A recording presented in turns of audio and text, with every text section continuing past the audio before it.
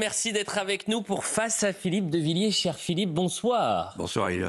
Est-ce que je peux vous faire une confidence? Ah bah allez-y. Vous m'aviez manqué. Parce que la semaine dernière, nous n'avions pas notre émission, notre rendez-vous du vendredi soir. Et ça vient vraiment du cœur, vous m'aviez manqué. Et j'ai pensé à ça cet après-midi, je me suis dit, quand même, ça nous avait manqué cette émission, Geoffroy Lejeune. Bonsoir. Il vous avait manqué ou pas? C'était un long calvaire. Écoutez, et pourquoi je vous le dis? Parce qu'il y a quelques instants, un téléspectateur envoie, vous savez, des messages sur les réseaux sociaux avant l'émission, et un certain Patrice qui dit « Bonjour, vous nous manquiez, Philippe de Villiers, mais nous n'avions nul doute de pouvoir vous écouter sur CNews et sur Europe 1, car nous savons bien que tant qu'une roue restera, la charrette roulera. » Ah, c'est bien. Mais en fait, j'aurais mieux fait de continuer parce que j'ai pris un courant d'air et j'ai la voix brisée d'un homme qui ne l'est pas. Mais on voit le courant d'air aussi capillaire. C'est un vent de l'Ouest. Oui. C'est un vent de l'Ouest, Philippe de Villiers. On a énormément de choses à traiter et ça fait du bien de sourire un peu parce que l'actualité est lourde. Vous, le Vendéen, vous qui connaissez bien évidemment Nantes, on reviendra dans un instant sur ce drame et cette attaque au couteau à Nantes avec cette conférence du procureur de la République. Mais avant cela, parlons de la mort du pape François lundi à l'âge de 88 ans. Le monde a depuis les yeux rivés sur Rome, Philippe de Villiers. Le Premier ministre François Bayrou a d'ailleurs ordonné de mettre les drapeaux en berne samedi matin à l'occasion des funérailles du pape François.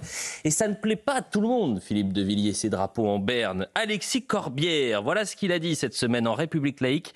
Les drapeaux n'ont pas à être mis en berne en raison du décès d'une autorité religieuse. La laïcité ne doit pas être à géométrie variable. Tous les citoyens sont égaux, croyants ou non, et la République n'a pas à manifester une préférence pour un culte. L'extrême gauche et la gauche radicale ont donc critiqué cette décision. Et vous, Philippe de Villiers? Cette polémique est navrante. Pour une raison simple, c'est que les textes et les usages en France, depuis les temps immémoriaux, sont très clairs là-dessus. Sur la question du drapeau en berne, on met le drapeau en berne en cas de deuil national ou lorsqu'un chef d'État meurt. On a mis le drapeau en berne le 5 mars 1953 pour Staline. On l'a mis pour Élisabeth II, on l'a mis pour Reagan, etc. Et en fait, l'ignorance crasse de ce prof d'histoire que vous avez nommé fait qu'il ne sait pas que le Vatican est un État. Et donc le pape est aussi un chef d'État. Et de tout temps, on met le drapeau en berne pour les chefs d'État du Vatican, pour les papes. Je me souviens quand j'étais petit, pour Jean XXIII, Pie XII avant lui, etc. En fait, la gauche a des empressements et des engouements sélectifs. Il y a quelques heures après la mort du pape, on a vu les communiqués de la gauche se multiplier, des communiqués d'appropriation affective sur le thème « Ah, ce pape est nôtre, ce pape du réchauffement climatique, Marine Tondelier, ce pape des audaces sociétales, Mélenchon, ce pape des pauvres est nôtre. » Et puis, quand il s'agit de s'associer au deuil du chef spirituel de la première religion française, là, il y a manquement à la solidarité avec tous les autres Français. Au nom de la laïcité, qui est en fait une forme d'athéisme d'État sur fond de christianophobie, et au nom d'une ignorance revendiquée du dépôt millénaire. Et je voudrais dire ceci. Pour légitimer le drapeau en berne, en allant au fond des choses, entre toutes les allégories dont se nourrit l'imaginaire français, la première, dans l'ordre de l'ancienneté, et qui vient du fond des âges, c'est l'allégorie de la fille aînée de l'Église. Et donc, quand la mère pleure, la fille porte le deuil. Malgré la diffraction de la mémoire depuis la Révolution, les affleurements de chrétienté ne cessent de remonter de la nappe profonde à chaque instant dans notre vieux pays. Nos monuments, nos trésors culturels, jusqu'à la toponymie de nos villages, de nos rues, nous rappellent à la haute mémoire multiséculaire d'un pays qui a une éminente destinée, telle la princesse des contes et la Madone des fresques, pour reprendre le mot de De Gaulle dans Mémoire d'espoir. Et je pense souvent à un mot d'esprit que Mélenchon ne comprendra pas, de Charles Péguy, qui dit sur la France, pour faire comprendre ce qu'est l'essence même du génie d'un peuple. Et il dit, c'est embêtant, dit Dieu. C'est embêtant, dit Dieu. Lorsqu'il n'y aura plus de ces Français, il y a des choses que je fais et il n'y aura plus personne pour les comprendre.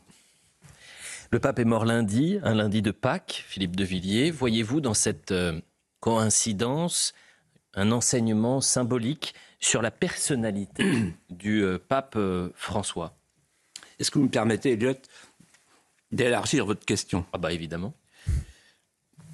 Puisque là, vous abordez la question des symboles. Dans la vie, tout est symbole. Dans la vie de l'Église, tout est symbole.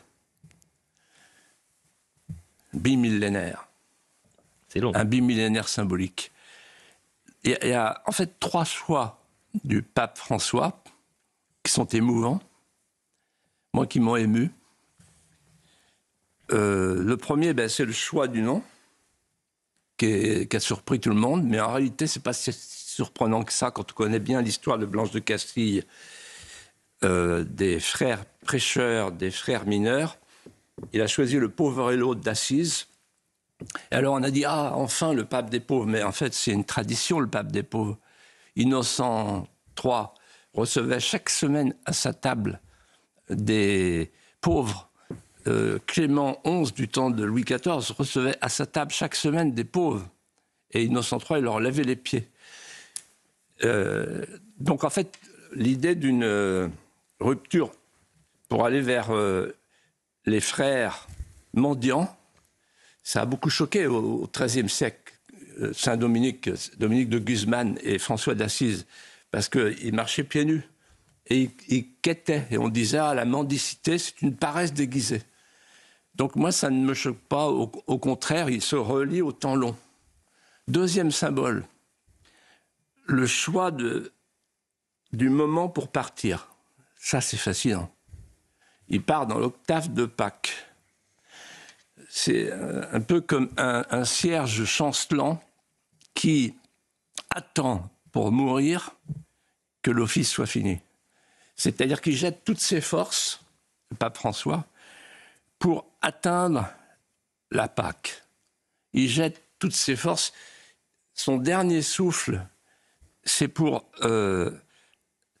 arriver jusqu'à la résurrection et dans un souci de ponctualité, partir après la résurrection pour entrer dans la Jérusalem céleste. Et enfin, le troisième symbole, c'est Sainte Marie Majeure.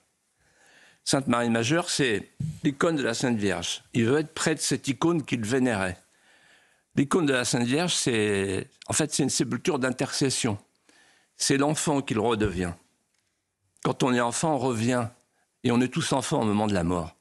On revient vers la Vierge Marie, c'est-à-dire à la mère du Golgotha, au pied du Golgotha, la mère de consolation et de désolation. Et il va retrouver Pie V. Ils vont pouvoir parler ensemble de la messe en latin pendant l'éternité. Et sans doute a-t-il pensé à un mot merveilleux de Bernanos qui dit « Lorsque je partirai, le petit enfant que je fus reprendra sa place à la tête de ma vie. » Parce que c'est lui, le moment venu, qui entrera le premier dans la demeure du Père. Geoffroy Lejeune. Vous avez connu, Philippe, vous avez même accueilli Jean-Paul II en Vendée, vous avez connu Benoît XVI, vous avez connu aussi le pape François dont vous venez de parler.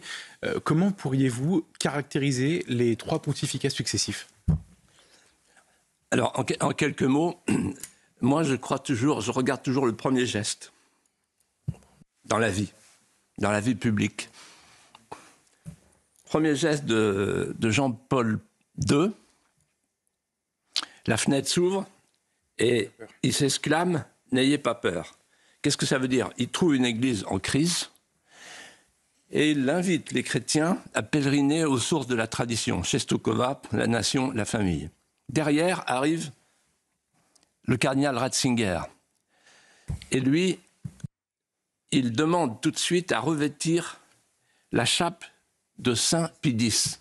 On a dit, c'est une coquetterie, un caprice. Pas du tout, c'est le contraire. C'est un geste d'humilité. C'est-à-dire qu'il dit, moi, Joseph Ratzinger, je ne suis plus rien, je suis le pape. Il se rattache à la haute lignée de la papauté avant lui. Et en faisant ce geste, il veut dire, voilà, je suis le pape d'aujourd'hui qui va reprendre les enseignements de 2000 ans avant moi. Et il va essayer de réparer les fractures du concile par ce qu'il a appelé une herméneutique de continuité. C'est-à-dire que lui aussi s'inscrit dans une longue tradition. Et puis arrive Monseigneur Bergoglio. La fenêtre s'ouvre, et là, on est surpris, moi je suis surpris, il y a beaucoup de cardinaux aussi d'ailleurs, qui m'ont fait cette confidence. Buona sera, buona sera. C'est pas un langage de pape. Donc il n'a pas mué. Et il s'incline et il implore la bénédiction du peuple. Qu'est-ce que ça veut dire? Ça veut dire que par ce geste péroniste, il indique qu'il va changer le style de la papauté. Et changer de papauté, peut-être au fond, c'est-à-dire qu'il se fait le porte-parole de la théologie du peuple, c'est l'expression qu'il utilisera, il devient le chef du peuple de Dieu. Dans l'histoire de l'Église, la papauté obéit à la révélation, qui se manifeste par deux sources, l'Écriture, qui révèle la parole divine, et la tradition, qui en est l'exégèse. Le magistère, lui, vient en troisième. Le magistère n'est pas là pour changer l'Écriture, la tradition. Le magistère reprend ce que la tradition apporte. La tradition, c'est un enseignement du moment qui est tenu par tous les enseignements antérieurs. Et voilà qu'on a un pape qui arrive et qui cherchera à se mettre en autonomie par rapport à la tradition, avec un argument, évidemment, qui plaît à la foule, c'est d'avaliser ces audaces inaugurales par l'accord, l'appui du peuple. Le problème et le danger, c'est que parfois le peuple de Dieu cède à l'hubris et a tendance à se dire que 2000 ans de saints avant lui se sont trompés sur le message du Christ. Et Geoffroy avait raison de dire que vous avez connu Jean-Paul II, vous l'avez même accueilli lorsqu'il était venu en France, c'est en 1996, en Vendée. Et je pense qu'on a les images et on va les découvrir ensemble. Et donc on voit le Jean-Paul II qui était à Saint-Laurent-sur-Sèvre, c'était en septembre 1996. Et regardez, on vous voit juste ici et on vous voit un peu plus loin le saluer. Vous gardez un souvenir, j'imagine, heureux de cette rencontre de Jean-Paul II. C'est moi qui l'avais accueilli en tant que président du Conseil général de la Vendée, à l'époque. Et il m'avait confié, en quelques mots, sa tendresse pour la Vendée, Louis-Marie Grillon de Montfort, un saint magnifique, fondateur de la Vendée martyre, en fait, qui a préparé la Vendée martyre, qui a converti la Vendée, et sa tendresse pour la France. Il est venu 8 fois en France. Et c'est lui qui a repris le mot de Pépin le Bref, ce que personne ne sait aujourd'hui. En 754, Pépin le Bref parle du fils aîné de l'Église. Et il dit le fils aîné de l'Église, pourquoi? Parce que Pépin le Bref lui a apporté les états pontificaux. Et à partir de cet instant, le pape le pape Étienne, je crois, Étienne II, appelle le roi de France le fils aîné de l'Église. Et le fils aîné de l'Église parle de la Sainte Mère. Donc il y a une relation forte entre la Sainte Mère et le fils aîné. Et quand il vient en 1980 au Bourget, le pape Jean-Paul II, il s'adresse à la foule immense, il s'adresse à la France, il dit « France, fille aînée de l'Église, qu'as-tu fait des promesses de ton baptême ?» Et il reviendra en 1996, à Reims notamment, au baptistère de Reims, pour le 1500e anniversaire de la France. C'est dire qu'il avait pour la France un attachement fécond. Parlons du pape François et parlons de son parcours en tant que chef d'État. Le Vatican est un État, on l'oublie souvent, le pape est donc un chef d'État, il mène une action diplomatique. Philippe de Villiers, quel bilan faites-vous de l'action du pape François en tant que chef d'État ? Alors, la diplomatie du Vatican avec le pape François, j'associe le Vatican parce qu'il n'est pas tout seul, est contradictoire. Puisqu'on parle en ce moment d'un accord entre la Russie et l'Ukraine, je voudrais dire que le procès qui lui est fait est un mauvais procès sur l'Ukraine. Pourquoi ? Parce qu'il veut la paix. On ne peut pas reprocher à un pape de vouloir la paix. Et ensuite, il a mis ses pas dans ceux de Jean-Paul II, qui disait « il faut que l'Europe respire de ses deux poumons ». Et donc, il avait de l'Europe, des deux Europes, celle de l'Ouest, celle de l'Est, une vision globale fondée sur le principe qu'il fallait absolument faire la paix entre les chrétiens catholiques et les orthodoxes. Pour le reste, il y a beaucoup à dire sur les relations avec l'islam. Il y a quelque chose qui a choqué beaucoup de cardinaux, qui le disent maintenant sous le manteau, j'allais dire. C'est l'accord qu'il a signé, le document qu'il a signé avec son ami, le grand imam d'Al-Azhar, un document qui parle de la fraternité humaine et qui, dans une confusion du langage, explique que toutes les religions mènent à Dieu.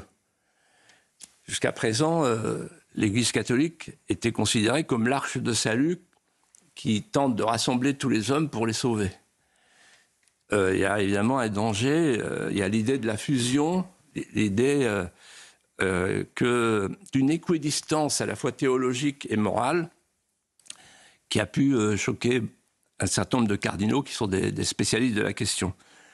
Ensuite, toujours sur la question de l'islam, il avait dit, après l'assassinat du père Hamel, dans un avion, qu'il y avait la violence islamique, mais il y avait aussi la violence catholique, ça m'avait choqué. Et les évêques d'Orient se sont sentis abandonnés, les chrétiens d'Orient se sont sentis abandonnés, les Arméniens se sentent abandonnés. J'ai une pensée pour eux en ce moment, puisque c'est l'anniversaire du fameux génocide. Sur la Chine, là, c'est problématique. C'est un sujet que je connais bien. Le cardinal Zen a protesté. Parce qu'il y a eu un accord en 2018 entre le Vatican et le Parti communiste chinois pour nommer les évêques. Si bien qu'il y a deux églises en Chine, les Français ne le savent peut-être pas. Il y a l'église officielle soutenue par le Parti communiste. Donc, il a nommé l'évêque de Shanghai en 2023 sans l'accord du pape, et le pape est obligé d'entériner. Donc là, à mon avis, c'est une diplomatie un petit peu flageolante, contradictoire. Et j'en arrive à la France. Sur la France, en fait, beaucoup de Français ont été surpris que, contrairement à tous les autres papes qui l'ont précédé, il n'a pas voulu organiser un voyage officiel en France. Attention, je parle en termes diplomatiques. Un voyage officiel. Il est venu en France 3 fois, mais pas pour un voyage officiel. Et il a donné l'explication à Marseille en disant « Je viens à Marseille, mais pas en France ». Et il a ajouté « Marseille, mosaïque d'espérance pour l'Europe et pour le monde ». Donc, miroir prémonitoire du pluriculturalisme mondialisé. pourquoi cette phrase, pourquoi le voyage non officiel du pape François a-t-il pu choquer? Pour 2 raisons. La première, c'est ce que je disais tout à l'heure, tous les papes ont célébré la France, en comprenant que la France est essentielle à la chrétienté, à cause du baptistère, à cause du Saint-Crème. Et ensuite, pour une deuxième raison, c'est à cause d'une phrase qu'on a pu juger malheureuse, quand il a dit « La Méditerranée est un cimetière sans pierre tombale ». Reprenez-vous, nous sommes devant un naufrage de civilisation, nous sommes tous des migrants. Et moi, dans mon livre Mémoricide, j'avais repris cette phrase en disant ceci. Je le dis en toute sérénité, tout le monde peut se tromper, mais là, je pense que c'est une erreur. Pourquoi? D'abord parce que qui est responsable de ces morts en mer? Les passeurs. Qui parle des passeurs? Personne. Qui est responsable du bonheur des passeurs et de leur richesse? Ceux qui encouragent l'immigration massive. Donc il faut que chacun s'interroge sur lui-même, batte sa coulpe. Ensuite, deuxième question. Nous aussi, on a nos pauvres. Le pape des pauvres, il faut qu'il soit le pape de tous les pauvres. Le petit blanc en banlieue qui m'a écrit hier pour me dire « Moi, je me sens abandonné, décroché. » Il dit « J'ai perdu mes souvenirs, j'ai perdu mes voisinages, j'ai perdu ma mémoire, j'ai perdu mon outil de travail. Et personne ne parle de moi où il est le pape des pauvres. Donc il faut que le pape des pauvres soit le pape de tous les pauvres. » Je dis ça pour le prochain. Et donc il y a les victimes de l'immigration, il y a ceux qui migrent, qui sont déracinés dans la grande transhumance, et il y a les pays d'accueil qui souffrent de cette immigration invasive. Et enfin, troisièmement, quand j'étais enfant, avec mon cher frère Bertrand, nous avions un curé à Boulogne qui s'appelait Zénobe Roturier, qui était un personnage extraordinaire, très cultivé, grand théologien, devant l'Éternel, et il bûcheronnait chez nous, de temps en temps, pour se détendre comme Solzhenitsyn dans le Vermont. Et un jour, il me dit, tu sais, il ne faut pas couper un arbre à sève montante. Je dis, pourquoi vous me dites ça? Il dit, parce que tu es jeune, tu comprendras plus tard. Le déracinement, c'est la pire des choses. Les chrétiens sont désenracinés. Il ne faut pas couper l'imaginaire d'un enfant. Et je repense à cette phrase pour les jeunes migrants, et je me dis qu'un jeune migrant qui est arraché à son pays, il est amputé, il est mutilé, et il souffre de ce que les sociologues appellent l'oikophobie, c'est-à-dire la haine de l'endroit où on vit. Vous avez parlé du pape François en tant que chef d'État, chef du Vatican, mais il faut parler aussi du pape François en tant que chef d'Église. Geoffroy Lejeune. Qu'avez-vous pensé de ce pontificat du pape François en tant que chef spirituel? Alors si on prend un peu de hauteur, en se mettant sur le temps long, le temps très long, nous vivons une époque difficile. Le monde chrétien est devant 3 balises qui vacillent, les 3 balises de la foi. Le dogme, la morale, la liturgie. Sur le dogme, le pape François a exposé le dogme au risque de la synodalité. Qu'est-ce que ça veut dire? Ça veut dire qu'il a souhaité remettre en cause une organisation millénaire, un modèle très ancien, grégorien, modèle d'une église pyramidale. Il a souhaité remettre en cause la constitution monarchique et hiérarchique. Et quand je dis très ancien, c'est le pape Grégoire VII qui est mort en 1085, donc c'est vraiment très ancien.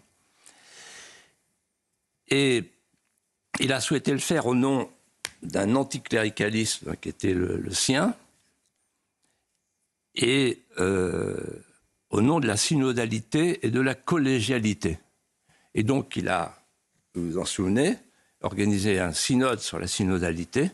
Il faut savoir que la synodalité, dans l'époque actuelle, c'est une sorte de démocratie dogmatique et dogmatisante. C'est ça le danger. C'est-à-dire, en fait, c'est un renversement de l'Église pyramidale. L'Église synodale met en danger, à terme, le dogme. L'Église catholique n'est pas une démocratie. Et si elle le devient, c'était la fameuse tentation démocrate chrétienne, si elle le devient, le dogme sera lui-même déstabilisé, entamé. Deuxièmement, la morale. Sur la morale, il y a une ligne de continuité et une ligne de discontinuité. Une ligne de continuité qu'il faut saluer, qui est rassurante sur la vie. On ne peut pas être plus clair que le pape François sur la question de la vie. La vie qui commence et la vie qui finit. Sur la vie qui commence, il a osé comparer les médecins qui font des avortements à des tueurs à gages. Personne n'était allé jusque-là. Et donc, je salue son courage.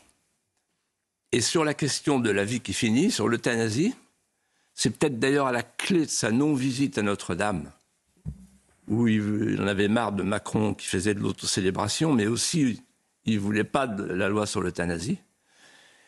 Sur l'euthanasie, il a dit « culture du déchet ». C'est bien vu. Voilà pour la ligne de continuité. Alors maintenant, il y a aussi une ligne de discontinuité qui est plus difficile à comprendre, que je vais essayer d'exposer avec nuance. Il a mis au premier plan non plus la morale traditionnelle, mais les exigences, je cite, sociales et écologiques à partir d'un nouveau chemin pastoral. Je le cite. À partir d'un nouveau chemin pastoral. Qu'est-ce que ça donne ? Ça donne qu'il nous a déchargés de nos péchés au sens traditionnel, de nos péchés personnels, et notamment sur un point qui a fait évidemment parler beaucoup de cardinaux, notamment en Afrique, c'est la fameuse déclaration de la Congrégation pour la doctrine de la foi. C'est pas rien, c'est elle qui définit le dogme dans la vie de l'Église. C'est la fiducia supplicans. Qu'est-ce que ça veut dire ? Ça veut dire la bénédiction, vous voyez, je fais un lapsus révélateur, la bénédiction des couples homosexuels. Et au même moment, il s'en prend aux familles catholiques nombreuses en disant « arrêtez de faire les lapins ». Dans un avion, il dit ça. Et donc, en fait, en faisant cela, il a déstabilisé la famille traditionnelle. Or, tout l'Occident est en train de s'effondrer parce que la famille traditionnelle est en train de s'effondrer. On y reviendra peut-être tout à l'heure à propos du lycée de Nantes.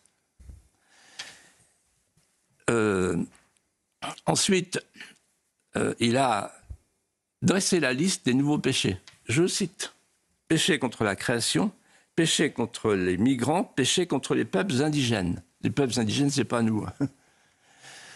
Et donc, il y a un péché contre l'écologie.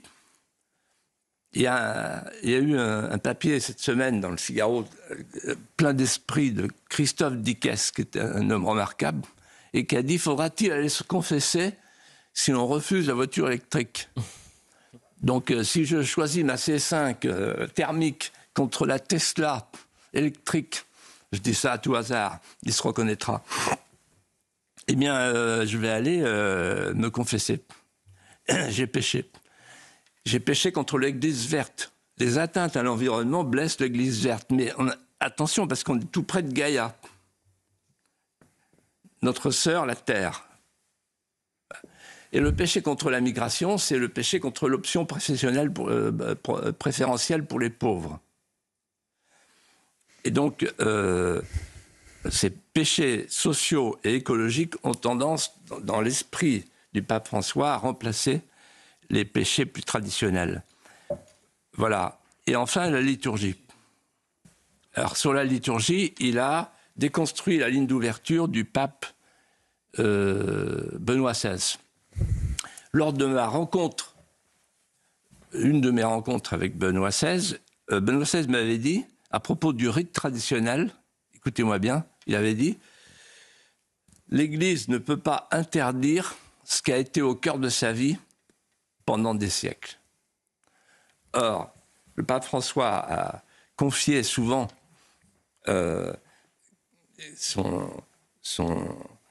comment dirais-je, sa détestation du rite traditionnel, il faut utiliser le mot, et il est revenu sur le motu proprio du pape précédent, du pape Benoît XVI. Et il faut bien comprendre qu'aujourd'hui, la rechristianisation qui est en cours passe par les classiques et les tradis. Et donc c'est sans doute à terme une erreur quand on voit le pèlerinage de Chartres, par exemple, qui n'est pas du goût des évêques, me dit-on. Désolé, c'est là qu'il y a du monde. Et les nouveaux baptisés, ils vont demander de l'exigence et donc de l'excellence. Et en fait, c'est le moment pour moi de dire, en me confiant, qu'à mon âge, j'ai pu comparer tous les rites. Et qu'en fait, un rite, ce n'est pas simplement la forme, c'est une manière de parler à Dieu.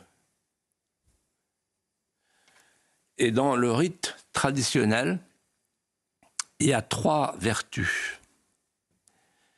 Je le dis sans aucun esprit polémique. Je le dis pour le prochain pape, pour qu'il puisse faire l'unité. Sans laisser sur le bas-côté des gens qui sont montrés du doigt, alors que l'Église qu'il nous montre, c'est celle qui a porté à la sainteté le curé Ars, Sainte Thérèse de Lisieux, Bernadette de Lourdes. Si on interdit ce rite-là, c'est une manière de les désigner à la vindicte en disant « ce n'est pas des vrais saints ». La première vertu, c'est l'idée qu'on ne parle pas à Dieu comme on parle à son boucher. Donc il y avait une langue pour ça. Pas si mal que ça, une langue universelle. En plus qu'on ne comprenait pas toujours, c'est bien pour le mystère et le sacré. Deuxièmement, il y avait l'idée que toute l'Église était ad orientem. Toutes les églises qui ont été construites sont construites vers l'Orient, c'est-à-dire vers le Golgotha. Et le prêtre, quand il disait sa messe, quand il dit sa messe, il est vers le Golgotha, puisque c'est là que ça se passe. C'est pas le prêtre qui est important, c'est le Golgotha, c'est la scène. Et donc l'Église ad orientem, d'où le verbe orienter. L'Église est désorientée lorsqu'on substitue à une Église théocentrée, vers le Golgotha, une Église démocentrée où le Christ devient immanence, où Dieu devient immanence. On en a tous un peu une part. Et enfin, troisièmement, très important, quand on élève la voix et qu'on écoute le frémissement, le gémissement doux qui s'élève et qui vient lécher les voûtes gothiques ou romanes, du grégorien, on se dit « Ah, comme c'est priant !»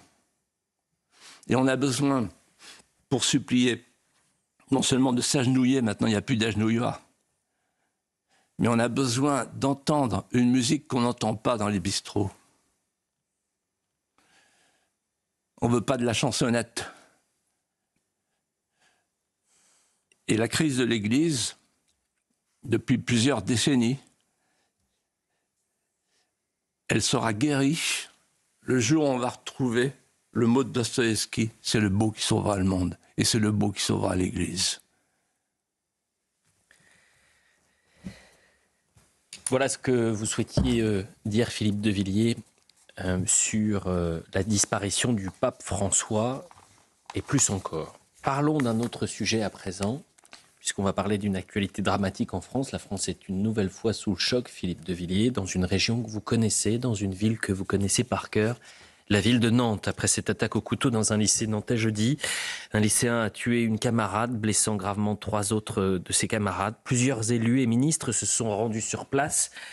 Et je vous propose d'écouter le ministre de l'Intérieur et la maire de Nantes qui se sont exprimés jeudi après-midi.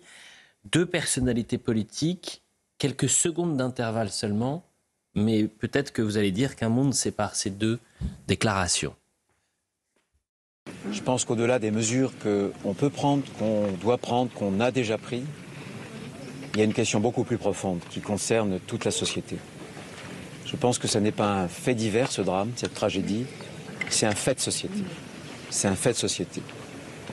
Nous sommes dans une société qui a encouragé le laxisme, qui a voulu déconstruire les interdits, l'autorité, l'ordre, les hiérarchies, et qui a accouché finalement de toute cette violence. Qu'avant de tirer toute conclusion, il faut laisser la justice dire la réalité de l'enquête. Je le dis parce que pour être présente ici depuis le début de l'après-midi, j'entends tout, beaucoup de choses sont contraires, des informations non vérifiées, des choses inexactes. Quand une jeune femme est morte, je crois qu'on doit du sérieux, de la rigueur dans la manière dont les choses sont faites. Bruno Retailleau a instrumentalisé déjà ce drame? Non, ce n'est pas ce que je dis. Je dis, moi, Johanna Rolland, maire de Nantes, je ne ferai pas de politique ce soir.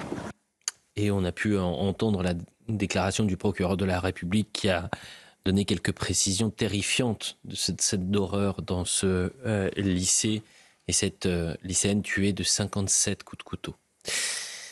Geoffroy Lejeune. Alors Philippe, pensez-vous, comme le disait Elliott, qu'un monde sépare ces 2 déclarations entre celle du ministre de l'Intérieur et celle de la maire de Nantes? Et plus profondément, selon vous, quelles sont les causes de ce drame? Alors, la différence, sans entrer dans la polémique, c'est que le ministre de l'Intérieur se situe à la bonne hauteur.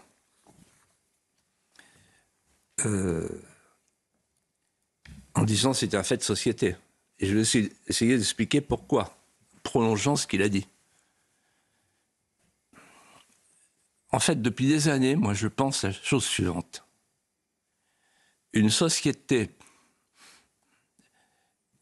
qui efface les repères ne peut pas demander à l'école de les transmettre. L'école ressemble à la société. Une société violente finit par produire une école violente. Et c'est que le début. Une société déculturée finit par produire une école déculturée. Et c'est que le début. C'est la phrase de Peggy. Une société ne peut pas enseigner si elle ne peut pas s'enseigner. Qu'est-ce que ça veut dire? Ça veut dire qu'une société qui vit avec la peur et la honte, la peur de transmettre et la honte d'elle-même, elle ne peut pas enseigner. Alors, qu'est-ce que je constate? Qu'en réalité, nos politiciens, notre classe politique, ils installent la violence dans la société. Et après, ils s'étonnent de ce qu'ils récoltent, c'est-à-dire la violence. Je vais être très concret au risque de déplaire. Mais quand on installe l'immigration invasive et l'insécurité, quand on a une justice qui n'est pas capable de mettre en prison un jeune de 15 ans qui a commis 30 méfaits, au nom de l'idéologie d'excuse absolutoire, ça s'appelle la violence légale.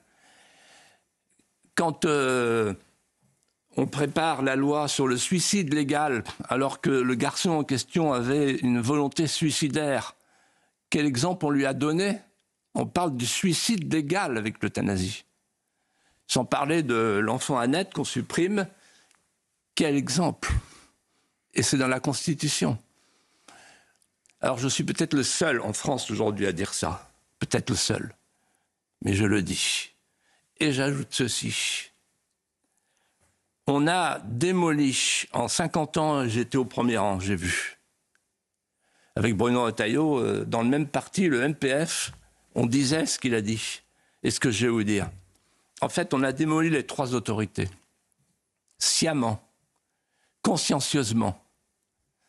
La première, c'était l'autorité paternelle. Vous avez vu, le garçon, il n'a plus de papa, Papa, il n'est pas là. C'est la maman, la pauvre, qui est toute seule pour l'élever. Là, voilà la société sans père. On a fait une société sans père et sans mère. La PMA pour tous, etc. La famille, c'est un père et une mère. Si on ne revient pas à cette notion de base, on aura d'autres drames, beaucoup plus importants. L'autorité paternelle. Alors, on est passé de l'autorité paternelle sous Giscard à l'autorité parentale, et maintenant, il n'y a plus d'autorité du tout. C'est l'enfant roi, avec le smartphone, la pornographie, les jeux vidéo, etc. Et il n'y a rien. Qu'est-ce qu'on offre comme rêve aux jeunes? Quoi? On leur offre quoi comme rêve? La France? Non. La religion? Non. Là, Notre-Dame de toutes aides. Quel beau symbole. Ah, rien. Il n'y a plus de ciment. Une nation, c'est un lien amoureux. Il n'y a plus de lien. La deuxième autorité qu'on a supprimée, c'est l'autorité magistrale. C'est-à-dire que le prof est tombé de l'estrade 3 fois. La première fois en mai 68, c'est la fin du magistère, qui faisait dire à De Gaulle le 30 mai 68 à la télévision, il faut que les enseignants enseignent et que les étudiants étudient.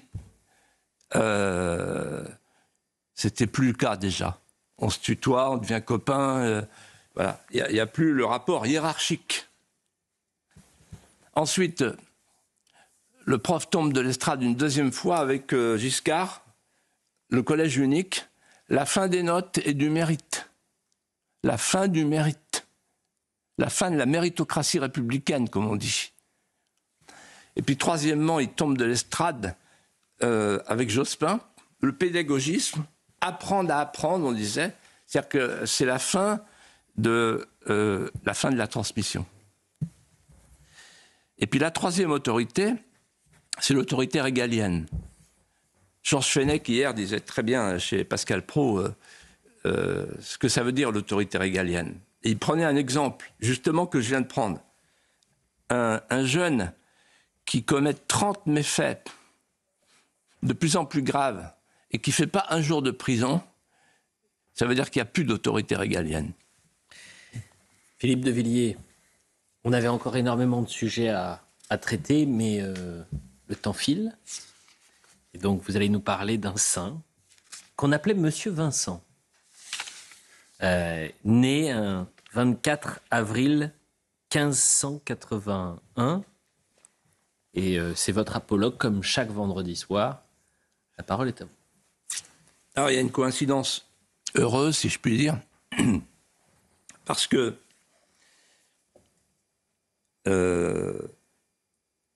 l'éducation, c'est les modèles. Exempla traunt verba volant. Et là, on a sous les yeux l'anniversaire, on a l'anniversaire de la naissance d'un grand saint, le saint des pauvres. Et ce saint des pauvres me touche beaucoup. Et avant moi, il a touché beaucoup de Français. Il en touchera d'autres demain. Encore faut-il qu'on le connaisse.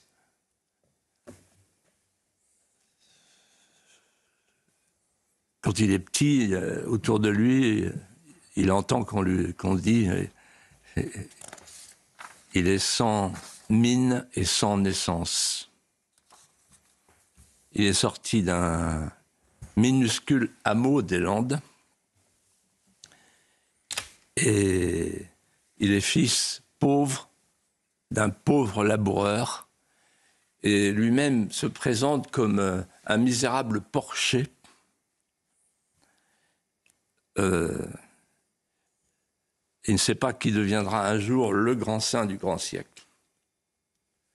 Il ne sait pas non plus qu'il va devenir le contemporain de Richelieu, Corneille, Descartes, Poussin, Rubens, Philippe de Champaigne et naturellement Bossuet qu'il va connaître. Il ne sait pas qu'il va avoir une rencontre déterminante avec François de Sales, qui lui donne une recommandation qu'il n'oubliera jamais, qui va marquer sa vie. Recommandation féconde s'il en est. et qui est la suivante. Il faut savoir fleurir là où on a été semé par la Providence. Savoir fleurir là où on a été semé.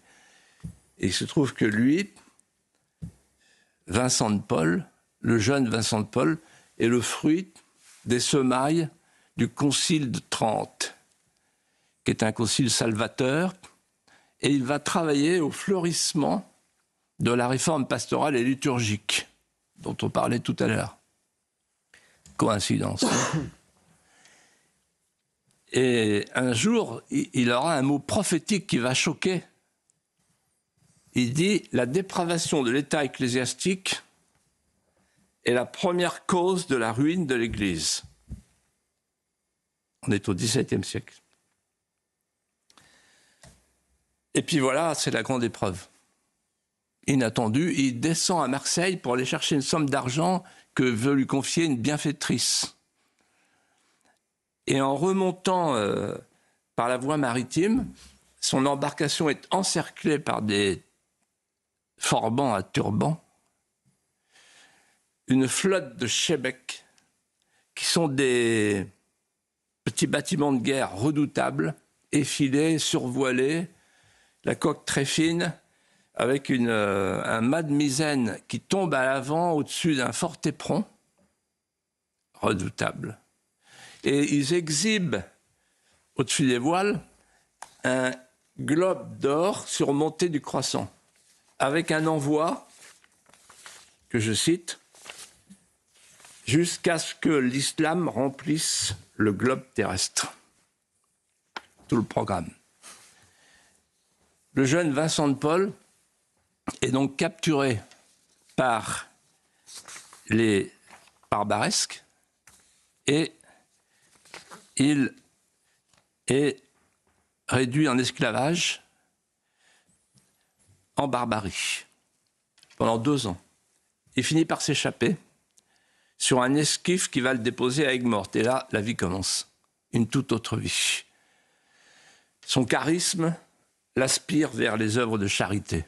Et il va créer, fonder les Filles de la Charité, la mission des prêtres lazaristes, l'œuvre des enfants trouvés, etc., etc.